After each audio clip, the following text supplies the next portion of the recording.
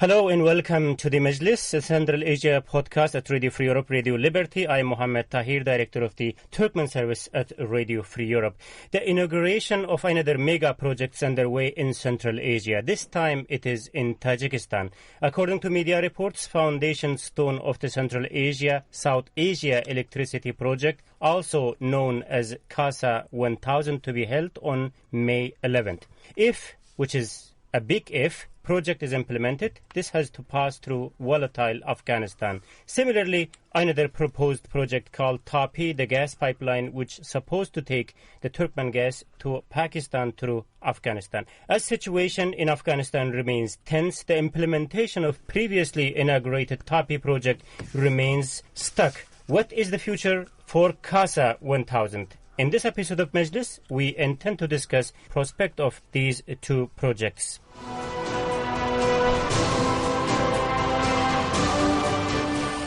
To discuss the subject, joining me by phone is Dr. Lukan Cheschi, who is the Director of Central Asian Studies at the University of Glasgow and author of a recent paper on TAPI's future. Casey Mitchell, Central Asia researcher and writer and author of the recent feature on CASA 1000, is also joining us by phone from United States. Here in the studio, I am joined by Abu Bakr Siddiq, author of the Pashtun Question and also editor of Gandhara, a website focuses on Afghan and Pakistani affairs. As always, Bruce Pannier is joining me, who is the editor of Kishlak Awazi, which is a blog focuses on Central Asia. Welcome, gentlemen, to the show. Thank you. Thanks. Hello. Let's talk about CASA 1000. The inauguration ceremony of the project is coming very soon. What is this project about, and how does the source and logistics of this project looks like? Casey, would you like to start the discussion? Sure. Broadly speaking, CASA 1000 is a project that seeks to, at least theoretically, transit excess summer electricity from Kyrgyz and Tajik markets to nominally energy-deficient markets in Afghanistan and Pakistan. Now, this project is part and parcel within the United States' policy in the region, or theoretical policy in the region, the New Silk Road initiative. It's been on the drawing board for nearly a decade now, first coming up as an idea in 2007. And Mohammed, as you mentioned, next month, or I guess this month now, next week, we are supposed to see at least some notable development in that the foundation stone and groundbreaking will both be taking place. Now, the project is supposed to be completed by 2018, but again, as you noted, that is a big if. Coming up, and we will get into the issues, I presume, going forward, but that's what CASA 1000 is broadly. Right. Is there enough resources in the country of origin to feed the project with needed electricity? And how much electricity are we talking about, by the way, Bruce Pannier? Can you jump in here? Well, as far as how much we're talking about, it's 1,300 megawatts. 300 of that would go to Afghanistan, and 1,000 of it would end up in Pakistan. I don't want to get too much into the resources at the moment because I know we're coming back to this at the end. In theory, there should be enough to provide this kind of electricity that they're talking about. There are complications, especially recent complications associated with the lack of water in Kyrgyzstan, that make this more complicated than it looks on paper. But yeah, I mean, they should be able to connect. They want to connect power lines starting with Kyrgyzstan, and this is all hydropower that run, and the line would then run down and pick up a couple reservoirs in Tajikistan before it crosses into Afghanistan and runs down to Kabul and heads east to Peshawar area. Yeah, Abu Bakr, this project is also hailed by various leaders in Central Asia and South Asia as something which will bring region closer. How important is it for the countries you target in your day-to-day work? Well, I think it's very important. We have seen in the past few years that Pakistan has really suffered because of chronic electricity shortages. We had a lot of industries closed, a lot of people rioting, which is something that kind of has become a regular feature of life in Pakistan. Yeah. There was just protests in Peshawar and other cities because of the power cuts. In Afghanistan, it's very important because it establishes Afghanistan's status as the main transit country in between Central Asia and South Asia, both ways. But I think there are also, interestingly, these two projects encapsulate all the problems that we need to resolve to go forward with regional cooperation in South Asia and Central Asia. Right. Dr. Luka, similarly, gas is highly demanded product in the region. Therefore, TAPI is also regionally and locally for Turkmenistan a very important project, I guess. Well, it is a vital project, actually. Yeah. We've seen that the way in which the Turkmenistan energy policy and energy trade has evolved in the last 5 years, it substituted one monopoly with the other. So in 2009, it virtually only exported gas to Russia. Now it virtually only exported gas to China. And TAPI is the current answer to the question of where next, where they're going to bring the gas. So in this sense, it is vital in two senses. The first one is economic, because it will allow Turkmenistan to get more money for its only resource, only exported resource. But it's also vital politically, because with more revenues, it comes more potential to corrupt more people and to co-opt more elites for Bedi Mohamedov and his entourage. And this happens at the time of economic crisis, where the regime is as shaky as it ever been. So I think really this is a vital pipeline. Right. Abu Bakr, in the meantime, while Pakistan is trying to get gas from Turkmenistan, also it's working to get something out of Iran. How is that going so far? Well, again, there are two problems to all these things. One is the regional, relationships between the states that are involved, and also the security situation, and also the financing. So I think with Iran, there is hope that with the changes in relations between Iran and the West, there will be greater interest in this, because in the past, Western powers were not very keen on Pakistan joining Iran in this kind of regional energy cooperation. But for Pakistan, this kind of cooperation makes a lot of economic sense, and it's really needed. Again, security is one major problem, because Balochistan, as you know, is this province that pretty much makes up all the border between Afghanistan, Iran and Pakistan. And it has been, particularly all these regions that are populated by ethnic Balochis, have been suffering from separatist nationalist insurgency for the past more than 10 years. All right. And taking back the subject back to CASA, Casey, who's financing this project, and how much money we are talking about? This has a handful of financiers, both from Washington, London, and the World Bank. Now, the cost of CASA 1000 is a little bit over $1 billion right now, so it's not nearly as expensive, and continuing to become even more expensive as TAPI is. But the financing is nominally all there, and as Luka has discussed in the past, this is another project that tends to check all of the boxes for IFIs. In that it is international. It is something that helps link Afghanistan to the broader region. It is something that should help nominally, theoretically, stabilize Afghanistan moving forward upon completion. Again, as we've kind of been dancing around, the issues of this project as well as TAPI continue to outweigh any potential movement moving forward. Right. No doubt, both of the TAPI and CASA, both of them are very important for Central and South Asia. Dr. Luka, we were also talking about the financing issue related to TAPI. Do we know at this stage what's the status of that? No, we do not. We know that it's going to be a very expensive proposition, talking about $10 billion US.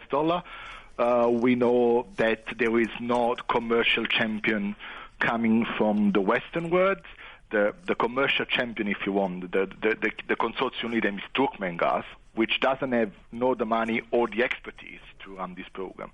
And there is a lot of money that is missing. So, and this really, it's a political issue, because it depends almost entirely by Turkmenistan's systematic reluctance to open up its onshore fields to foreign companies. As we know, Turkmenistan policy says that if it's on the sea, they can sign PSAs and joint venture with Western companies. If it's an onshore gas field, there is no way. This has been systematically enforced, so it has been also applied to the TAPI consortium, which fits this authoritarian management of resources. And that actually prevented to get more funding, because this TAPI, unlike Nabucco, it got the capacity. TAPI does have enough gas to run. Nabucco never had. So it's not, I know, it's not a sort of absolutely fantastic sort of fantasy, but it might work, but the problem is that the financing, we don't know where the money can come from, because ADB that is sponsoring it can't put money in. That's against the regulation. So it is a big question, probably the only big question there. Right. Bruce, the Turkmen leadership was engaged in discussion with several Gulf countries about the financing of this or similar projects. What we know about that? Everything we know about that is pretty much coming from the Turkmen side. In the last month, really, a little bit more than a month, Turkmenistan has proposed to the United Arab Emirates, to Saudi Arabia, and Qatar that they might be interested in joining on to the project. Now, clearly, it seems to me what they're looking for is money for some just financial investment. That's probably where it ends. It's hard to say if they've made any progress at all. There's even in the Turkmen media, they never report about a response from any to these proposals. They report that Berdi Muhamedov or Turkmen officials have offered that these people to come in and join the projects, and then they never say whether they showed any interest in this or not. You know, in the case of the Qatari offer, there was a lot of problems with this. You know, Qatar has the third largest gas reserves in the world, and it didn't seem to make any sense that they would ask them to join on and help finance TAPI, which is ultimately a competing project. Qatar could send LNG to Pakistan and India just as well, so why would they invest in a project that would undercut their own potential gas exports to those countries? And on top of that, the offer was made to a visiting Qatari delegation, which was led by the International Olympic Committee chairman, and he was obviously there to talk about next year's Winter Games and not TAPI and investment in energy projects. So we don't know. And even in the Saudi case, once again, we know Berdi Muhamedov was just finished a trip to Saudi Arabia. We see that he made the proposal to them. There is some English language Saudi newspapers which didn't even mention the proposal at all. No, the Turkmen government did put out a statement saying that they proposed that Saudi join it. No report on whether Saudi Arabia expressed any interest, but the Saudi papers went right by it without even mentioning that there was an offer. That's an interesting point, Dr. Luca. Berdi Muhamedov was talking about these investment, and as Bruce mentioned, immediately after he ends his Saudi trip, he will be going to Iran. What's happening here? Well, the problem is that they are desperate to get this project going, and they actually swimming against the tide. The trend is that Gulf oil and gas companies tend not to work with Central Asian oil and gas companies because of what Bruce just said. They're competitors rather than sort of collaborators. But also, Qatar has got no interest, and Saudi got no interest to sign into TAPI because of the prices. This is not going to be a profitable proposition ultimately, because the price will be very low, at least lower than expected. So he goes to Iran because he tries to explore another possibility. The problem is that there will have to be a time at which it makes a serious offer. Berdi Muhamedov, I intend, because keep going around the Gulf and asking people, can you please join this? It doesn't look serious. And Iran, for me, is a serious competitor, because I understand what we were saying before about Balochistan, but I think that if TAPI doesn't work out pretty quickly, Iran will be able to bring gas at the border with Pakistan fairly quickly, which would halve the demand component of TAPI with half the profit, and would pretty much just make the problem redundant. So Iran has to be taken into account more than ever at the moment, because TAPI, unfortunately, has lost its market window. It's no longer going to be profitable at these prices unless it's done very quickly. And I can see that happening. So that's why I think that Berdi Muhamedov going to Iran is damage control, Muhammad. If I could just throw in, and Abu Bakr would know more about this, but I think Iran has built most of the pipeline going to Pakistan, even during the time of the sanctions. There was once when they offered to make a loan to Pakistan, but I think Iran just went ahead and started building the pipeline in that direction. I think Iran has made a lot of investment in bringing the gas to the border. I mean, both sides of the provinces, it's the Baluch region. So Iranian Sistan, Balochistan, that borders Pakistan's Balochistan province, the two largest provinces in both countries. But what I want to point out here is that in South Asia, Central Asia, Of course, regional cooperation and particularly regional economic cooperation is secondary or subservient to geopolitics and regional and relations between states. So with Iran, one of the things that I really want to point out is that in Pakistan is trying hard not to be overtly seen as allying with Saudi Arabia against Iran, but it's pretty much a very strong Saudi ally in the sense, and then Iran and Saudi and Pakistan are more or less on the opposing side of the Afghan conflict in a sense. So, and they have a lot of competition at the same time in Balochistan about Iran being convinced that the problems in their side of Balochistan originate or located in Pakistan in terms of insurgents being able to operate from there. So this is, again, I mean, this whole geopolitical question is, I think, the most important one. The price calculations and the investment, of course, added more complications to that thing. Right. Okay. Let's take a short break here. When we come back, we will discuss further questions about the practicality of CASA 1000 and also TAPI. Let's take it.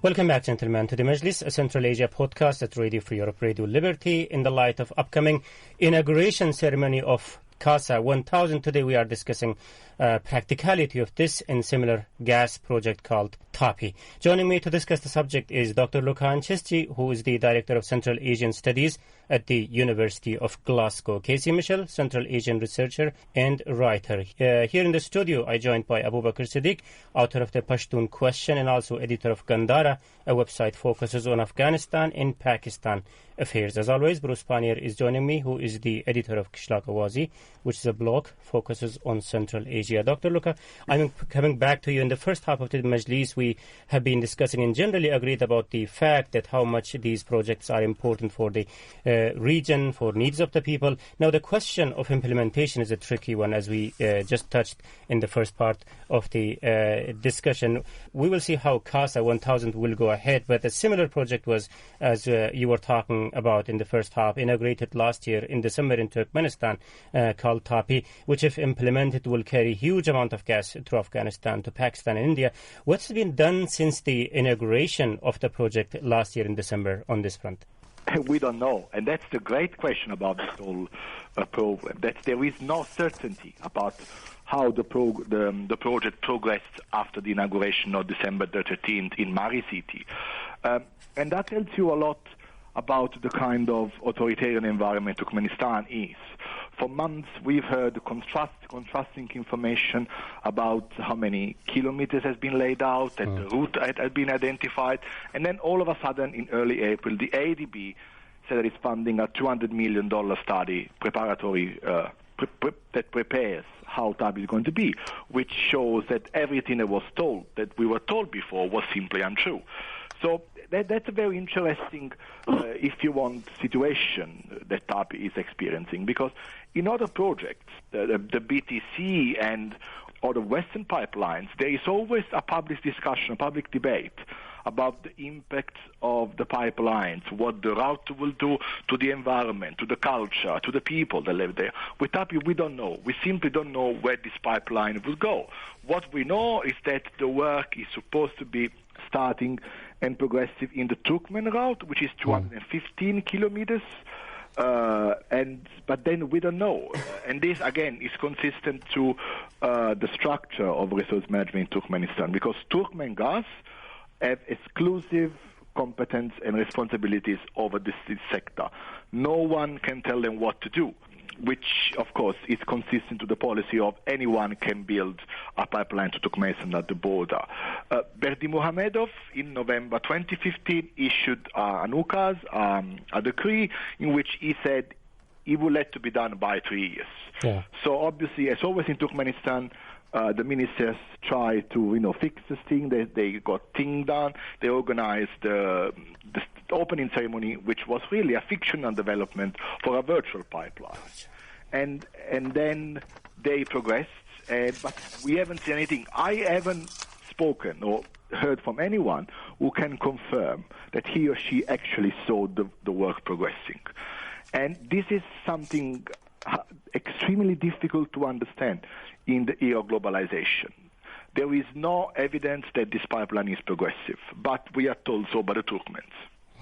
When talking about the problems which could hamper the project, there are several questions about that. And I think the main question is the security situation in the transit locations, mainly in Afghanistan. Obviously, we are going to talk about that. But first, Bruce, about the ability of the origin countries to feed these projects. I'm talking about the CASA 1000. Tajikistan is relying on Kyrgyzstan at a certain level to be able to feed the project, right? And again, recently we know there are some complications even between these two countries. Tajikistan as a country which will feed the project if it happens, how reliable that would be as a source? I think this is one of the biggest contrasts between TAPI and CASA 1000 at this point. Is with TAPI, we know that the gas is there. So that's the essential first step of this. With CASA 1000, when they started planning this, it looked like this was all going to work out. But at the moment, as I mentioned, they're going through something of a drought in Kyrgyzstan. So Kyrgyzstan is actually importing electricity from Tajikistan in the summer and from Kazakhstan year round. So not only don't they have they don't have enough electricity for their own population, let alone to be exporting it. Of course, Kyrgyz-Tajik relations have been kind of back and forth. There's still some border problems there.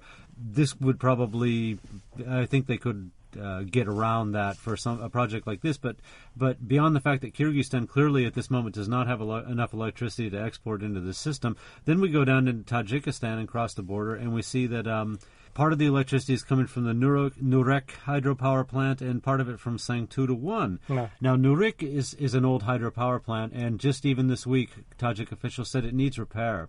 And we know that Tajikistan doesn't have a lot of money, and it costs a substantial amount of money to repair a hydropower plant that's now 40 or 50 years old. In the case of Sangtuta 1, that's a Russian-owned power plant. They put the investment into this with the understanding that after that Tajikistan could pay it back. I think the Russians owned 75% of it, and once they started to turn a profit, Tajikistan would pay the money back for the construction and the loans that Russia gave them, and then it would be a Tajik power plant. Sangtuta 1 is deeply in debt, like $100 million in debt. It has never shown a profit at all. That's partly the responsibility of the Tajik government, which subsidizes the cost of electricity, so it doesn't cause social unrest among the population. But these are two major linchpins in the CASA 1000 line, and so you have an aging hydropower plant that's badly in need of repair, and you have another one that's effectively under Russian ownership and looks like it will be for a long time because it's running at a loss at the moment. So that's even before we get into Afghanistan. Yeah, but Casey, how much realistic is then, in this case, the 2018 deadline? Well, again, this is it's wonderful to have goals. It's wonderful to strive for them, but it doesn't really matter that much if the issues continue to outweigh the actual facts on the ground, potential moving forward that much more. I think Bruce made a fantastic point that one of the big discrepancies between TAPI and CASA 1000 pertains to supply. We know where it's coming from for TAPI as it pertains to CASA 1000. That's one of the big questions, if not the biggest question. Now, President Rahmon has said that the only way that CASA 1000 is going to be profitable or even potentially feasible is if the completion of the Rogun Dam finally comes to pass. Now, the planners from CASA 1000 said all the necessary power generation is already in place, which would theoretically dispute the fact that Rogun needs to be completed. But nonetheless, President Rahmon has said that this dam, which would be the world's largest, needs to come to fruition if they are ever going to see or ever going to come out in the black. Now, one of the issues that CASA 1000 then brings to bear that TAPI does not necessarily offer is the external reactions or exogenous reactions from regional officials who are not involved in CASA 1000, and I'm thinking most especially of President Karimov in Tashkent, who in 2012 threatened outright war or the potential of war over the completion of Rogun, and Tashkent followed that up in 2013 by saying that the completion of Rogun would lead to catastrophic events for the 10 million Uzbek citizens who are downstream from Tajikistan. So that is to say that should CASA 1000 finally come to completion, and should it also include the Lagoon Dam, as President Rahmon says it needs to, we have the potential for very serious and severe escalation as an outgrowth of the completion of CASA 1000, again, if it ever comes to pass. Right, and we are even putting the ability of those countries to be able to feed the project if it ever happens. Now, even if it crosses somehow to Afghanistan, the security is another big issue, which is widely discussed, will hamper the project. Abu Bakr, how much Afghanistan is ready to protect these sort of projects if it ever comes to that stage? Well, on the positive side, I must point out that in Afghanistan there is a great deal of enthusiasm among the people of Afghanistan particularly, and also among government. I mean, when TAPI was signed, the ceremony happened in Turkmenistan. It was very interesting to see that the only country that really genuinely celebrated the ceremony was Afghanistan. Right. There are parks in Afghanistan that are named after TAPI and all these kind of stuff. So there is a great, this kind of encapsulates for a lot of Afghan people that, their country can be potentially a avenue for cooperation, regional integration and that kind of stuff. But the security fears are there. We saw in just this year, beginning of the year, that in Parwan, when the Taliban kind of dynamited few electricity poles, that Kabul was deprived from electricity for weeks. And the Afghan military was not even able to restore it quickly, despite all claims. We are now seeing something very interesting in Afghanistan. There are two provinces, Bamiyan, the central province of Bamiyan, and also another slightly northern province, Parwan, competing for CASA pipeline, and also particularly for two-top, this Turkmenistan, Uzbekistan, Tajikistan, Afghanistan, Pakistan, which is the Asian Development Bank kind of version of the same transmission line. The provinces are competing among themselves over which province should be the venue for these transmission lines. There are a great deal of political things, and this has some kind of an ethnic undertones, because the two provinces are populated by different ethnic groups. And again, in Pakistan, with Afghanistan-Pakistan relations in such turmoil, President Ghani just a couple of weeks back accused Pakistan again of backing the Taliban. He called on Pakistan to launch a military operation against Afghan Taliban sanctuaries in Pakistan, instead of trying to bring them to a negotiating table. So with all that, again, the future of these projects is a big question mark. Right. In the meantime, whenever you talk to at least Afghan officials, they are confident that they will overcome with the security challenges if those projects ever implemented. So where this confidence is coming from? Well, I think the understanding in Kabul is that if TAPI can generate, say, few $100 million a year, it will be very easy to protect, because it's a pipeline and you can establish checkposts around it, and maybe the same there is similar thinking around the electricity line. But of course, implementing such projects on ground, there will be, of course, attacks. But we have seen in the case of Pakistan in particular, with the Baluch nationalist rebellion, that they've been frequently blowing up gas pipelines. But Pakistanis have been able to repair them fairly quickly and restore supplies, or in some cases by increasing more, providing greater security, they've been able to secure those pipelines, which of course are roughly, you can compare them to parts of Afghanistan, because it's again sparsely populated mountainous regions. Right. Bruce, about the Afghan forces' ability to protect, if such project implemented, either it is CASA 1000 or TAPI, what role do you see they can play in protection of these projects if it ever happens? Afghan officials, of course, speak very confidently about their ability to protect these projects. I've seen various estimates of the security force that they would assign just to guard TAPI, running from 7,000, up to 14,000, 15,000. considering the situation in Afghanistan right now, where they don't seem to have enough troops to keep down the insurgencies that are going on all around the country, really, and certainly up in the north along the Central Asian border, it's hard for me to imagine where they're going to find 7,000 extra troops to guard a pipeline.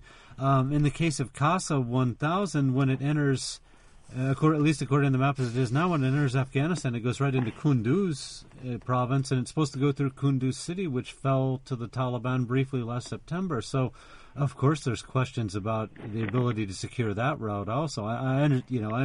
The difference is that the TAPI route is more accessible because it's a pipeline. It must be across flatter terrain. Whereas CASA 1000, the only advantage I could see is it's really rugged and goes through the mountains. So it would take a determined militant to go up there and sabotage that, although we've seen this happen, in Baghlan. It regularly happens about the electricity supply lines, which is coming from Turkmenistan to northern Afghanistan. We have seen at least in 3 occasions over the last several months when it was cut off completely to several districts. And that seems to have actually developed into a tactic by the Taliban now. Mm-hmm. After the Baghlan line that came out of Uzbekistan was cut, that's when we saw the line from Tajikistan get cut and the line from Turkmenistan get cut too. Although they'd cut the lines from Turkmenistan before, but it's really, it does a lot of damage. It's a lot of publicity. It's something that everyone notices, of course, because as Abu Bakr said, Kabul was without electricity. So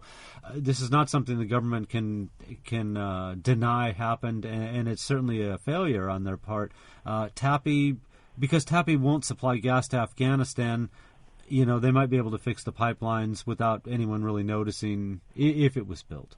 But I have my doubts about the ability to guard either one of these. These are very long, lengthy projects, almost 1,800 kilometers in the case of TAPI, over 2,000 kilometers in the case of CASA. Only some of that runs to Afghanistan, but you can't assign that many people to watch these lines all the time. Dr. Luca, when you talk again to Afghan officials in terms of talking about the ability of regional forces to protect this pipeline, they also say that because it's a regional project and the interest of many countries involved in that, and so there is a common interest to protect this flow going.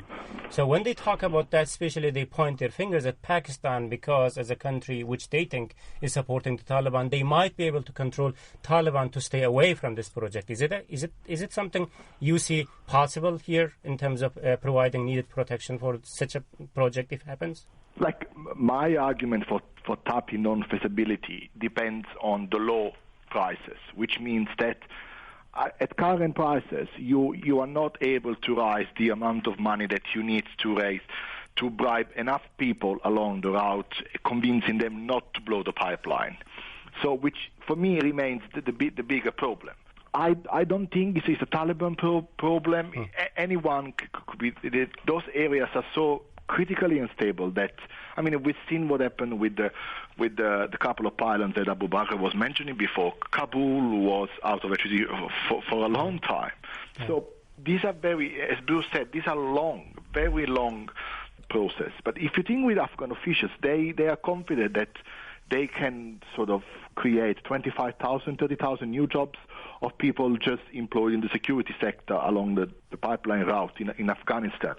I think that could have been a solution with higher prices. With low prices, if you cut, how are you going to get the money?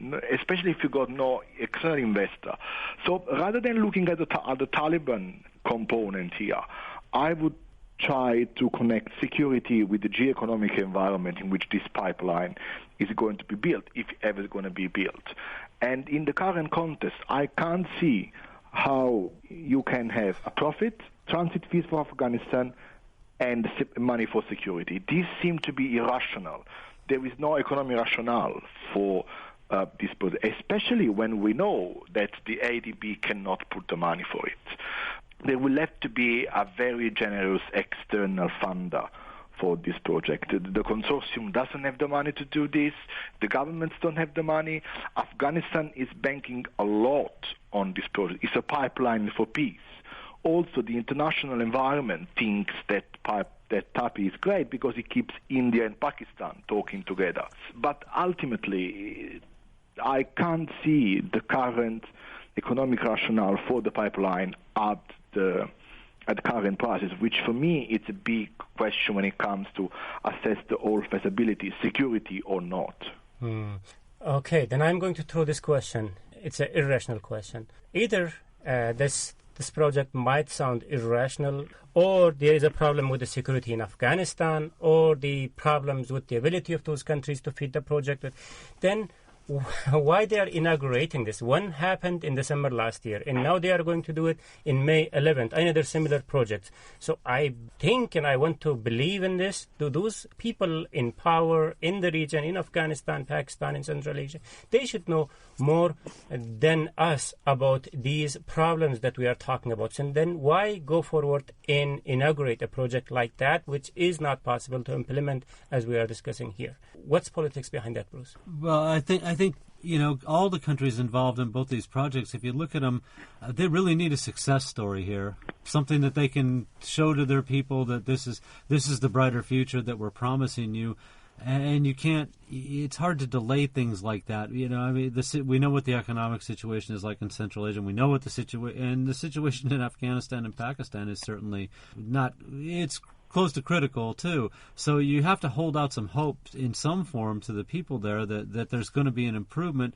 And they've talked about these projects so much that I think that they're just going ahead, going through the motions with this, hoping somewhat vainly that it'll reach fruition. But in the meantime, it really does buy them a little bit more time in which possibly they can find some new plan to turn the domestic situations in their countries around.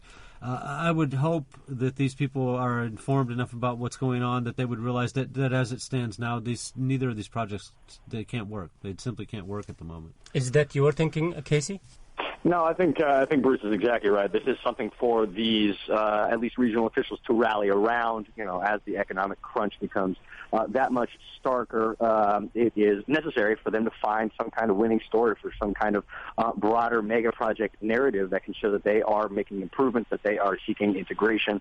As Luca has mentioned in the past, TAPI kind of embodies this broader national idea or a form of kind of nation rallying behind a project. CASA 1000 doesn't quite share that stature, but it is comparable nonetheless in terms of its outsized impact and effect on the broader region as well.